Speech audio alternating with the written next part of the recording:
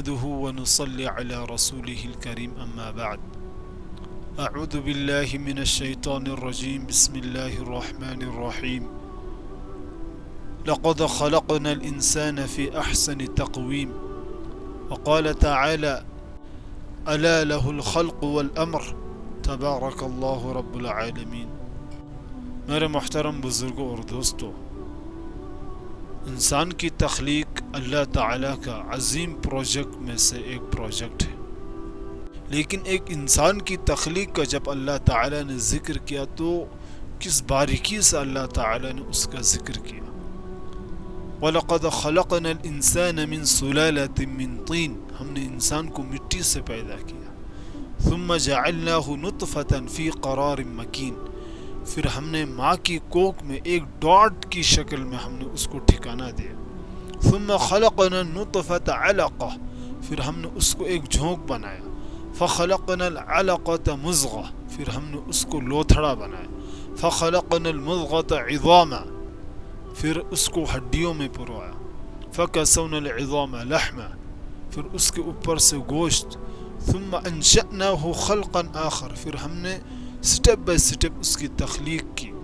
فتبارک اللہ احسن الخالقین، تو یہاں اللہ تعالیٰ اپنی ربوبیت کو بتا رہا ہے کہ دیکھو تمہارا اللہ کتنا قادر ہے، کہ کس انداز کے ساتھ اس نے اس کو بنایا۔ کہاں بنایا؟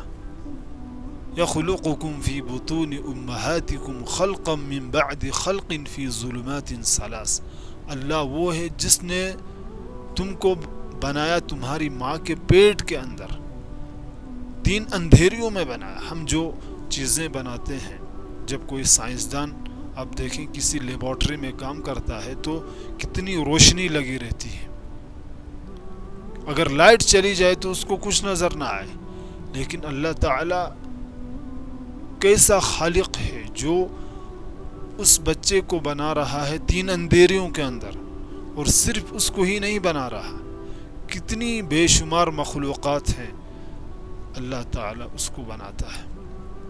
تو یہ کون ہے؟ اللہ ہے۔ وہ کیسا ہے؟ الحی، ہمیشہ زندہ، القیوم، ہمیشہ قائم، لا تأخذہ سنۃ ولا نوم، اس کو نہ اونگ آتی ہے نہ نیند آتی ہے۔ حکومت کیسی ہے؟ وسع کرسیہ السماوات والارض، زمین و آسمان میں اس کی حکومت ہے، اور رعب و دبدبہ کیسا ہے؟ من ذا الذی یشفع عنده الا باذنہ، کوئی اس کے سامنے بول نہیں سکتا۔ قریب کتنا ہے؟ نحن اقرب الیہ من حبل الورید، ہم تمہاری شاہ رگ سے بھی زیادہ قریب ہیں۔ اور سنتا کیسا ہے؟ جو بھی تم بولتے ہو اللہ تعالی، جو بھی تم اپنے دل میں سوچتے ہو، انہ علیم بذات الصدور، اللہ تعالی تمہارے دلوں کے اندر کیا چل رہا ہے، تمہارے دماغ کیا سوچ رہا ہے، اللہ تعالی اس کو بھی جانتا ہے۔ تو اس اللہ تبارک و تعالی نے ہمیں اس دنیا میں بھیجا ہے تاکہ ہم اللہ کی بندگی کریں، کیسے اللہ کے اوامر اور اس کے حکموں پر چلے۔ اس کے لیے اللہ تعالی نے نبیوں کا سلسلہ جاری کیا۔ تو ہمارے دنیا میں آنے کا مقصد یہ نہیں ہے کہ ہم خوب مزے اڑائیں، بلکہ ہمارے دنیا میں آنے کا مقصد اللہ تعالی نے بتایا، وَمَا خَلَقْتُ الْجِنَّ وَالْإِنسَ إِلَّا لِيَعْبُدُونَ، جو میں نے تمہیں پیدا کیا ہے، تمہارا مقصد کیا ہے کہ میری بندگی کرنا۔ اور بندگی صرف نماز ہی نہیں ہے، روزہ نہیں ہے، صرف حج ہی نہیں ہے، بلکہ آپ معاشرے کے اندر کس طرح زندگی گزارتے ہیں، آپ سوسائٹی کے اندر کس طرح لوگوں کے ساتھ برتاؤ کرتے ہیں۔ ہمارے معاشرے کے اندر ایک ایسا بھی طبقہ ہے جو عبادت پر زور لگاتا ہے، لیکن گھر سے باہر وہ درندے ہوتے ہیں۔ کچھ ایسے بھی ہوتے ہیں جو باہر سوسائٹی میں ان کے اخلاق اچھے ہیں، جب وہ گھر میں آتے ہیں تو وہ دجال بن کر آتے ہیں۔ اللہ کے رسول نے کیا فرمایا؟ خیرکم خیرکم لأہلی وأنا خیرکم لأہلی، تم میں سب سے بہتر وہ ہے جو اپنے گھر والوں کے ساتھ اچھا سلوک کرے، اور آپ نے فرمایا کہ میں سب سے اچھا سلوک کرنے والا ہوں اپنے گھر والوں کے ساتھ۔ دنیا میں آنے کا مقصد اللہ تعالیٰ نے بتایا کہ اللہ کی بندگی ہے، اور اس میں صرف عبادات ہی نہیں ہے بلکہ معاشرت بھی ہے، تجارت ہے، لوگوں کے ساتھ لین دین کیسا ہے، لوگوں کے ساتھ آپ کا رویہ کیسا ہے، لوگوں کے ساتھ آپ اٹھتے بیٹھتے کیسے ہیں، یہ سب اللہ کے یہاں کل تولا جائے گا۔ اور جب میدان حشر قائم ہوگا تو ومن خفت موازینہ فأولئک الذین خسروا انفسهم بما كانوا بآیاتنا یظلمون، تو جن کا جو نیکیوں کا پلڑا ہوگا وہ کم ہوگا تو وہ خسارے میں ہوں گے۔ وہ کس وجہ سے؟ انہوں نے حقوق العباد کو ادا نہیں کیا ہوگا، انہوں نے لوگوں کے ساتھ اچھا سلوک نہیں کیا ہوگا۔ ادھر سے تو ان کا رتبہ ہوگا، عبادتوں میں انہوں نے اللہ کو اپنی نیکیاں کمائی ہوں گی، لیکن حقوق العباد میں انہوں نے کوتاہیاں کی ہوں گی، تو کل اللہ کے یہاں ان کی پکڑ ہوگی۔ اور اللہ کے رسول صلی اللہ علیہ وسلم نے ایک حدیث میں کیا فرمایا کہ آپ جانتے ہو کہ میری امت کا مفلس شخص کون ہے؟ اتدری من المفلس؟ تو صحابہ کرام رضی اللہ عنہم اجمعین نے عرض کیا، اے اللہ کے رسول، من لیس له دینارا ولا درہما، جس کے پاس مال و متاع نہ ہو وہ مفلس شخص ہے۔ تو آپ صلی اللہ علیہ وسلم نے فرمایا کہ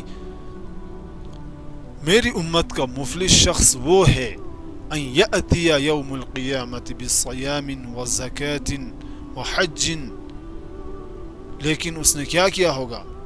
نمازوں کا ڈہر لے کر آیا ہوگا، روزوں کا اس نے پہاڑ لے کر آیا ہوگا، لیکن اس نے دوسری طرف کوتاہی کی ہوگی، حقوق العباد میں اس نے لوگوں کے حق کو کھایا ہوگا۔ وقد شتم هذا واکل مال هذا وسفك دم هذا، کسی کا ناحق خون بہایا ہوگا، کسی پر ظلم و زیادتی کی ہوگی، کسی کی زمین کو ہڑپ کیا ہوگا۔ جس نے ایک بالش دوسرے کی زمین کو ہڑپ کیا، گویا کہ آپ نے کیا فرمایا؟ من ظلم قید شبر طوقه من 7 ارضین، جس نے ایک بالش کسی کی زمین کو ہڑپ کیا، اس پر 7 زمینوں کا طوق اس کے گردن میں ڈال دیا جائے گا قیامت کے دن۔